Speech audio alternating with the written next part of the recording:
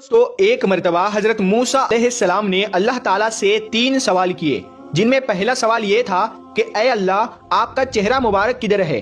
दूसरा सवाल ये था कि ऐ अल्लाह क्या आप कभी सोते हैं, अगर सोते हैं तो आप कब और किस वक्त सोते हैं। और तीसरा सवाल ये था कि ऐ अल्लाह आपने इतनी सारी मखलूकात को क्यों पैदा किया।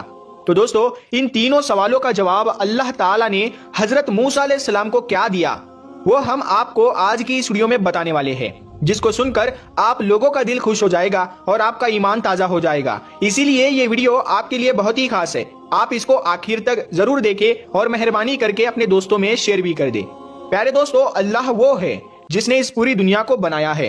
ये चांद, तारे, सूरज, आसमान सब कुछ बनाया है। इन सब चीजों को अल्लाह ने बगैर किसी साजो सामान के बनाया है।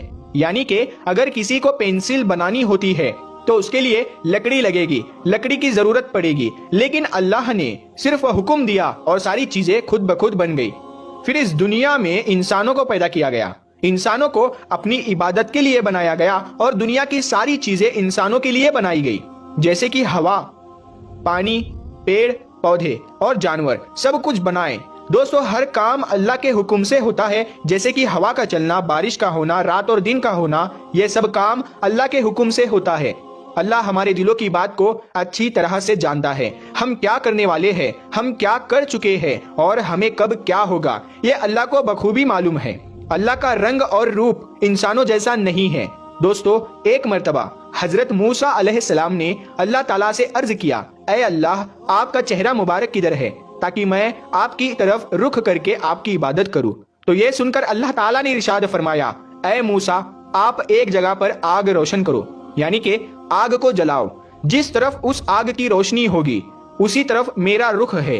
तो दोस्तों उसके बाद हजरत मूसा अलैहिस्सलाम ने आग को एक जगह पर रोशन किया, यानी कि आग जलाई, और देखा कि उस आग की रोशनी तो चारों तरफ है, यानी कि उसका उजाला तो हर तरफ है।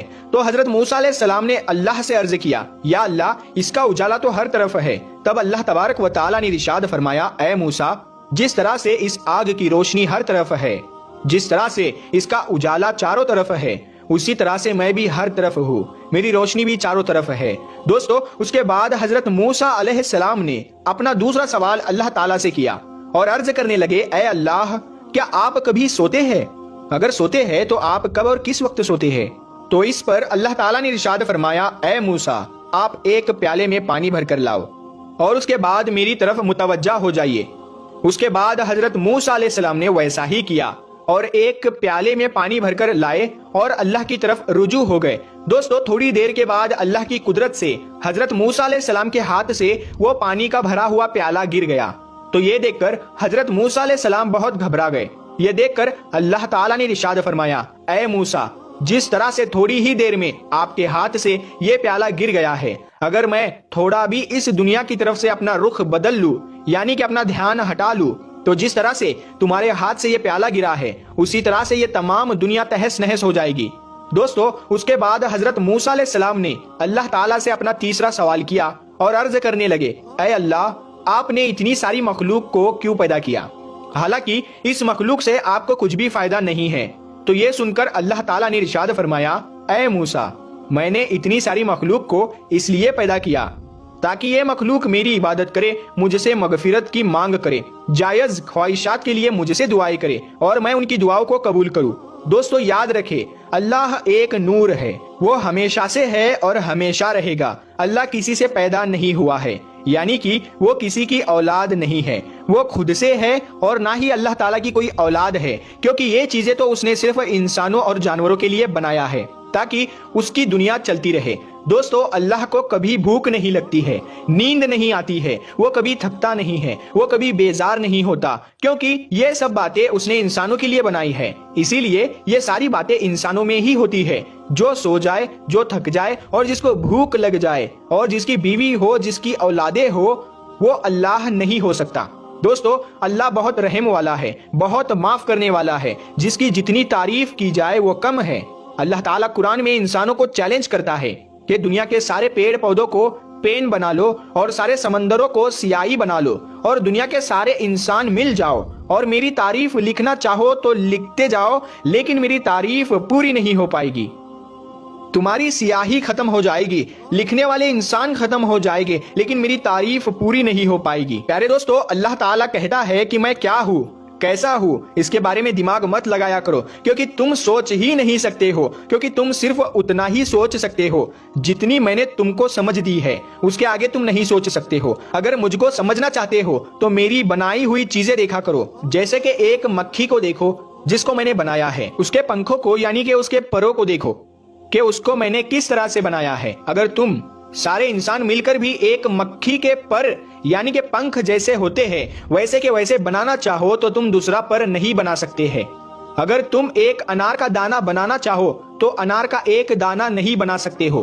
آسمان، سورج، چاند اور ستاروں کو دیکھو جس کو میں نے بنایا ہے، اور تم میری کون کون سی نعمتوں کو جھٹلاؤ گے۔ دوستو، اسی طرح سے حضرت موسیٰ علیہ السلام نے ایک دفعہ اللہ سے عرض کیا، اے اللہ، تو جب ناراض ہوتا ہے تو کیا کرتا ہے؟ تو اللہ نے ارشاد فرمایا کہ اے موسیٰ، میرے ناراض ہونے کی 3 نشانیاں ہیں۔ پہلی نشانی یہ ہے کہ جب میں ناراض ہوتا ہوں تو میں بارش کو بے وقت کرتا ہوں، یعنی کہ جب فصل کاٹنے کا وقت آتا ہے اس وقت میں بارش کرتا ہوں، اور جب فصل بوئی جاتی ہے تو میں اس وقت بارش کو روک لیتا ہوں۔ اور میرے ناراض ہونے کی دوسری نشانی یہ ہے کہ میں مال اور دولت بخیل لوگوں کو دے دیتا ہوں، یعنی کہ کنجوس لوگوں کو دے دیتا ہوں۔ اور میرے ناراض ہونے کی تیسری نشانی یہ ہے کہ میں حکومت ظالم اور بے وقوف بادشاہوں کے ہاتھ میں دے دیتا ہوں۔ تو دوستو، حضرت موسیٰ علیہ السلام نے پھر پوچھا، یا اللہ، پھر آپ کے راضی ہونے کی کیا کیا نشانیاں ہیں؟ یعنی کہ جب آپ خوش ہوتے ہو تو کیا کرتے ہو؟ رسول پاک کی وابستگی کی وجہ سے ہو، اس رسول پاک کا جسم ناز کیا سلامت نہیں ہوگا؟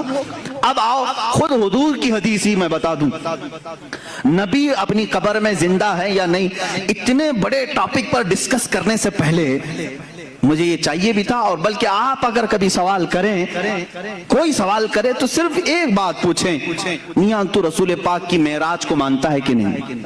ہاں مانتے ہیں۔ چلو آسمانوں پر جانے کی بات کی، بیت المقدس تک کا تو سفر قرآن سے ثابت ہے۔ سبحان الذي اسرى بعبده ليلا من المسجد الحرام الى المسجد الاقصى، مسجد اقصی تک کا سفر قرآن سے ثابت ہے۔ اتنا تو مانتے ہو۔ مسجد اقصی میں کیا ہوا تھا؟ مسجد اقصی میں کیا ہوا تھا؟ سنی مسلمان سب جانتے ہو، رسول پاک نے سارے نبیوں کی امامت کی تھی۔ کتنے نبی؟ آدم علیہ السلام سے لے کر عیسیٰ علیہ السلام تک جتنے نبی تھے ان سب کی حضور نے امامت کی تھی۔ مجھے یہ بتاؤ، یہ 1,24,000 کم و بیش جو نبی آئے تھے وہ کب کے نبی تھے؟ وہ کب کے نبی تھے؟ کیا رسول کے زمانے کے نبی تھے؟ وہ صحابی نہیں، ان کی وفات ہو کر کسی کی 4,000 سال، کسی کی 3,000 سال، کسی کی 2,000 سال، کسی کی 500 سال، سینکڑوں سال پہلے وفات پائے ہوئے سارے نبی مسجد اقصی میں حضور کی اقتداء میں جمع ہیں۔ وہاں ابراہیم و اسماعیل بھی ہیں، داؤد و سلیمان بھی ہیں، موسیٰ و عیسیٰ بھی ہیں علیہم الصلاۃ والتسلیم۔ نادان جب تو معراج کے واقعے میں یہ جانتا ہے نبی ان تمام نبیوں کی امامت کر رہے ہیں جو بہت پہلے فوت ہو چکے تھے، وہ زندہ ہو کر آئے بھی اور حضور کے پیچھے نماز بھی پڑھے، اب بتا جو ان تمام نبیوں کی امامت کیا ہے وہ کیسے مردہ ہو سکتا ہے؟ خود میرے آقا فرماتے ہیں معراج کی سفر پر میں جب جا رہا تھا میں نے نظر کیا موسیٰ علیہ السلام کی قبر پر۔ حضور فرماتے ہیں موسیٰ علیہ السلام کہاں ہیں؟ یہاں بیت المقدس میں بھی ہیں، آسمانوں میں بھی ہیں، اور حضور کی ایک حدیث یہ بھی ہے میں نے سفر میں موسیٰ کی قبر کی طرف دیکھا، موسیٰ علیہ السلام کو اپنی قبر میں کھڑے ہو کر نماز پڑھتے ہوئے میں نے دیکھا۔ حضور کیا فرما رہے ہیں؟ کھڑے ہو کر نماز پڑھتے ہوئے میں نے دیکھا۔ یہ حدیثیں ہیں میرے عزیزوں۔ اب مجھے بتاؤ نماز کون پڑھتا ہے، زندہ یا مردہ؟ نماز کون پڑھتا ہے؟ ارے مردہ ہو تو اس کی پڑھی جاتی ہے اور زندہ اپنی پڑھ رہا ہوتا ہے۔ اور اللہ کے نبی فرما رہے ہیں موسیٰ علیہ السلام کو میں نے قبر میں نماز پڑھتے ہوئے دیکھا۔ جب موسیٰ اپنی قبر میں نماز پڑھنے کے لیے زندہ ہے، میرا عقیدہ یہ ہے تو زندہ ہے واللہ، تو زندہ ہے واللہ، میری چشم عالم سے چھپ جانے والے رسول کریم صلی اللہ تعالیٰ علیہ وسلم کی حیات طیبہ کے لیے بہت ساری دلیلیں ہیں، خود احادیث سے ثابت ہیں۔ دوسرے نبیوں کی جب زندگی ثابت ہے تو رسول کی زندگی بھی تمہیں ماننی پڑے گی۔ آؤ اب صحابہ کا ہی عقیدہ سب سے بہترین عقیدہ ہے نا، سب سے بہترین عقیدہ۔ ماں عائشہ صدیقہ رضی اللہ تعالیٰ عنہ کا عقیدہ پوچھتے ہیں، آپ کا عقیدہ کیا ہے رسول کے متعلق؟ سنیں، جب رسول کریم صلی اللہ تعالیٰ علیہ وسلم وفات پا گئے، حضور پاک صلی اللہ تعالیٰ علیہ وسلم کی وفات ہوئی، آپ کا دفن، آپ کی تدفین کہاں ہوئی؟ وہ حجرہ عائشہ ہے۔ حضرت عائشہ صدیقہ کا وہ مکان تھا، اسی میں وہ آرام فرماتی تھی۔ حضرت عائشہ کے حجرے میں حضور کی تدفین ہوئی، سب کو معلوم ہے۔ حضرت عائشہ صدیقہ کے پاس ہی چابی رہتی تھی۔ حضرت عائشہ کمرہ کھولتی تھیں، کمرے کے اندر جاتی تھیں، صفائی کرتی تھیں۔ چند سالوں کے بعد حضرت ابوبکر صدیق کا وصال ہوا۔ حضرت ابوبکر صدیق بھی کہاں دفن ہوئے؟ رسول پاک صلی اللہ علیہ وسلم۔ ان کی بھی تدفین کا انداز بھی یہ ہے، انہوں نے وصیت کی تھی میرا جنازہ حجرے کے سامنے رکھ دینا، اگر رسول سے اجازت ملے تو دفن کرنا۔ 2.5 سال کے بعد وفات ہوئی، حضور کی وفات کے 2.5 سال کے بعد۔ کوئی صحابی یہ نہیں پوچھ رہا حضرت ابوبکر سے اجازت ہم کیسے لیں گے، وہ تو قبر میں ہے، کسی نے پوچھا نہیں۔ حضرت ابوبکر نے وصیت کی، سب نے کہا ہاں پوچھ لیں گے۔ اس کا مطلب ہے ان کا عقیدہ تھا رسول۔ دیکھو میرے عزیزو، اور ہوا بھی یہ کہ ان کی قبر کو حضور کے پہلو میں رکھا گیا۔ حضرت عائشہ کے کون ہیں؟ حضرت ابوبکر والد ہیں نا، حضرت ابوبکر صدیق حضرت عائشہ کے باپ ہیں، والد ہیں، اور حضور صلی اللہ علیہ وسلم ان کے کیا ہیں؟ شوہر ہیں۔ حضور حضرت عائشہ کے کیا ہیں؟ شوہر ہیں۔ دونوں بھی محرم ہیں، دونوں محرم ہیں۔ حضرت عائشہ صدیقہ فرماتی جب حضرت عمر دفن ہوئے تو اب وہ اس حجرے میں جانا بند کر دیتی، اب صفائی کے لیے نہیں جاتی تھی۔ جب تک حضرت ابوبکر اور حضور صلی اللہ علیہ وسلم تھے، حضرت عائشہ اس حجرے میں جاتی تھی، اس حجرے میں جاتی تھی۔ جب حضرت عمر اس میں دفن ہو گئے، آپ نے چابی دوسرے کے ہاتھ میں دے دی اور وہاں نہیں جانے لگی۔ کسی نے پوچھا اماں آپ پہلے جاتی تھی اندر حجرے میں، اب کیوں نہیں جاتی؟ کہتی ہیں رسول میرے محرم تھے، ابوبکر میرے محرم تھے، عمر میرے لیے غیر محرم ہے، میں ان سے پردہ کرنے کے لیے نہیں جاتی۔ مجھے بتاؤ اماں عائشہ، پردے کا حکم تو زندوں کے لیے ہے، پردے کا حکم کس کے لیے ہے؟ زندوں کے لیے۔ ماں عائشہ صدیقہ حضرت عمر کے قبر میں جانے کے بعد پردہ کر رہی ہیں، اس کا مطلب ہے عائشہ صدیقہ کا عقیدہ تھا کہ عمر اپنی قبر سے انہیں دیکھ رہے ہوں گے۔ پردہ کس سے کریں گے؟ جو دیکھے گا نا۔ حضرت عمر جب حضرت عائشہ کو دیکھ سکتے ہیں، اللہ کے رسول اپنی قبر سے پوری امت کو کیوں نہیں دیکھ رہے ہوں گے؟ اے میرے عزیزو، یہ عقیدہ صحابہ کا ہے، ایک دو نہیں، اور بھی چیزیں میں تمہارے ساتھ